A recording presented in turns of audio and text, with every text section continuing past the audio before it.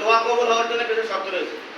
দোয়া কবুল হওয়ার জন্য প্রথম শর্ত হলো যে আল্লাহ পাকের কোনো মানুষ যদি কোনো অন্যায় করে অপরাধ করে তার জন্য ক্ষমা চেতে হয়। ভালো এমন কোনো ন্যাক কাজ করতে হয় যে ন্যাক কাজের উচ্চতা আল্লাহর কাছে দোয়া চেতে হয়।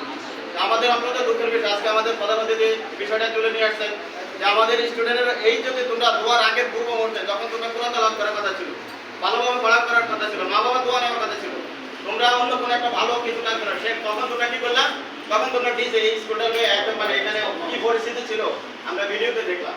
আমরা কি বিগত 5 বছর 7 বছর এই শিক্ষকেরা অক্লান্ত পরিশ্রম করে তোমাদেরকে এটা শিখে দিয়েছিল যে দোয়ার পূর্ব মুহূর্তে তোমরা ডিজে গান চালাতে তারপরে দোয়া কবুল করো। এটা আমার অত্যন্ত দুঃখের। পরবর্তীতে যারা আসো এই জিনিসটা মাথায় রাখবা, এখানে ডিজে গান করবা, এখানে বিভিন্ন অন্য ধরনের সাংস্কৃতিক অনুষ্ঠানে এখানে চালা দোয়ার আগে করবা, এটাতে কেমন হবে? এটাতে আজকে তোমাদের কারণে আজকে আমাদের স্কুলের বদনাম হলো। একজন ধর্মীয় শিক্ষক হিসেবে আমার কথা হলো, শিক্ষকের আমাদের প্রধান শিক্ষকের বদনাম হলো। আমার প্রধান শিক্ষকের বিভিন্ন জনের বিভিন্ন একে কথা বলতেছে, বাস্তব হয়ে গেছে, এখন বলবে আমাদেরকে বলতেছে তোমাদের কারণে আমরা এখন হতে পারলাম। আপনারা যারা অভিভাবক আছেন আপনারা এখানে দেখবেন, আমরা ইনশাল্লাহ দেখবো।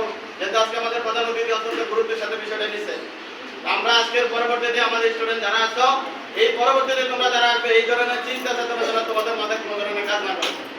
আমরা এই পর্যায়ে এসে আল্লাহ পাকের দরবারে তওবা করবো যাতে আল্লাহ তাআলা আমাদের অতীতের গুনাহ ও অপরাধগুলো ক্ষমা করে দিয়ে আল্লাহ যেন আমাদের দোয়া কবুল করে এবং তোমরা যেন নিরাপদে পরীক্ষা দিতে পারো, ভালো রকম করে প্রতিষ্ঠানের এবং মা বাবার মুখকে তোমরা উজ্জ্বল করতে পারো। এই পর্যায়ে আমাদের দোয়া অনুষ্ঠান হবে।